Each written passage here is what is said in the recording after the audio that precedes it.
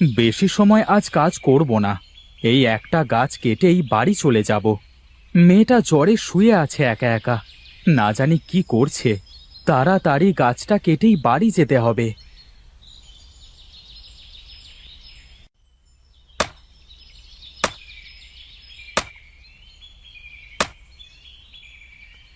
হে কি, হে কি, এই গাছ থেকে কালো কালো ধোঁয়া বেরোচ্ছে কেন? হে কি আজব ঘটনা! কি রে, তুই আমার থাকার জায়গাটা এভাবে কেটে ফেললি কেন? ওরে বাবা রে, এ যে দেখি কালো দৈত্য! বাঁচাও, আমাকে বাঁচাও! কে কোথায় আছো, বাঁচাও! কে বাঁচাবে তোকে? আমার থাকবার জায়গাটা তুই এভাবে কেটে ফেলেছিস, আর আমি কি তোকে ছেড়ে দেব নাকি? আমি জানতাম না এটা তোমার থাকবার জায়গা। আমি ইচ্ছে করে করিনি। আমাকে ক্ষমা করে দাও। যদি আমি জানতাম যে তুমি এখানে থাকো, তাহলে আমি কখনো এই গাছের আশেপাশে আসতাম না। ছেড়ে দাও, আমাকে ছেড়ে দাও দয়া করে। বাড়িতে আমার অসুস্থ মেয়েটা পড়ে আছে। ছেড়ে দাও আমাকে। ছেড়ে দেব? হ্যাঁ? বেশ, ছেড়ে দিতে পারি, তবে আমার একটা শর্ত আছে। শর্ত? কি শর্ত? আমি তোকে দুটো প্রশ্ন করব। এই দুটো প্রশ্নের উত্তরে যদি তুই আমাকে খুশি করতে পারিস, তাহলে আমি তোকে দুটো উপহার দেব। আর যদি ভুল উত্তর দিস, তাহলে শাস্তি পাবি। কপালে যা আছে তাই হোক। বেশ, ঠিক আছে, করো তুমি প্রশ্ন। বেশ, তাহলে আমার প্রথম প্রশ্ন হচ্ছে, এমন কি আছে যা শহরের মধ্য দিয়ে যায়, পাহাড়ের মধ্য দিয়ে যায়, জঙ্গলের মধ্য দিয়েও যায়, কিন্তু নড়তে পারে না? এ আবার কেমন প্রশ্ন? এ তো বড়ই কঠিন। আমি আমি এটা কিভাবে পারবো? যদি না পারো, তবে শাস্তি আছে। আমি একটু ভেবে বলবো। কি হলো, পারবে না? না দৈত্য, মাথায় আসছে না। তাহলে শাস্তির জন্য প্রস্তুত হও। এই প্রশ্নের উত্তর হলো রাস্তা। রাস্তা সব কিছুর মধ্য দিয়েই যায়, কিন্তু সে একা একা নড়াচড়া করতে পারে না। তোমার প্রথম শাস্তি হলো, যে রাস্তা দিয়ে এসেছো সেই রাস্তায় 10 পা হেঁটে যাও। 10 পা হেঁটে যাওয়ার পর তুমি দেখবে একটি কালো বাছুর সেখানেই অপেক্ষা করছে। তাকে নিয়ে এসো। আচ্ছা, বেশ।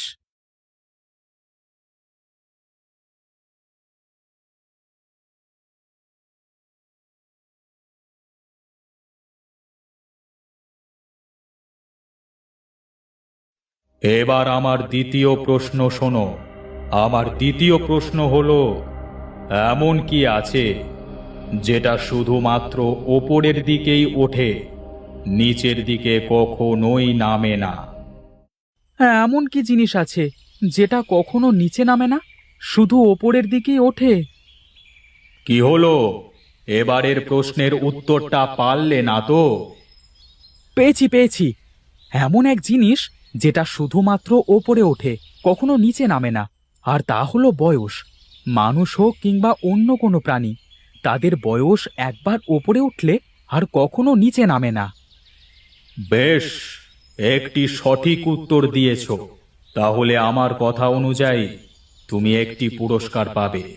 যে পথ দিয়ে এসেছো সেই পথ দিয়ে 10 পা পিছিয়ে গেলে দেখবে একটি ছোট্ট সাদা বাছুর তোমার জন্য অপেক্ষা করছে। সেটাকেও নিয়ে এসো।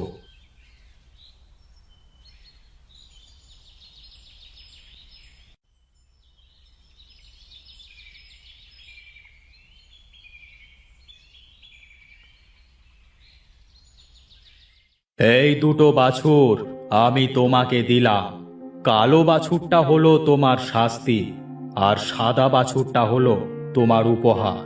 তুমি যখনই কোনো ভালো কাজ করবে, এই কালো বাছুরের জন্য তোমার সেই কাজটা নষ্ট হয়ে যাবে।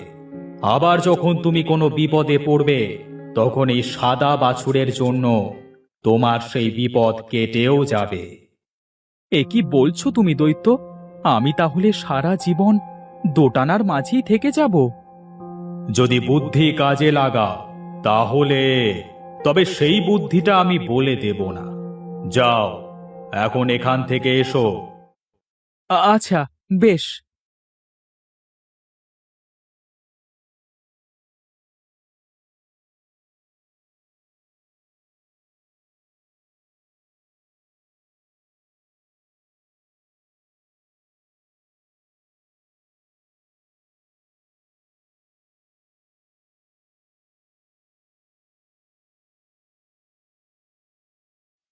কি রে মা, তোর জ্বর কমলো?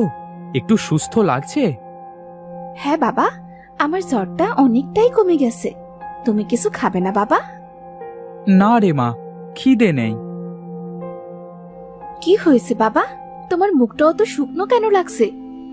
খুব বড় বিপদে পড়েছি। কিভাবে এর থেকে মুক্তি পাবো তা বুঝতে পারছি না। কি বিপদ? কি হয়েছে বাবা? শোনো তবে। তুমি এত চিন্তা করো না বাবা, সময় আসুক, কি করা যাবে সেসব পরে চিন্তা করব। তুমি যে ওই দৈত্যর থেকে বেঁচে ফিরে এসেছো, এটাই তো অনেক। আর চিন্তা না করে যাও তো, খেতে যাও। আচ্ছা, বেশ।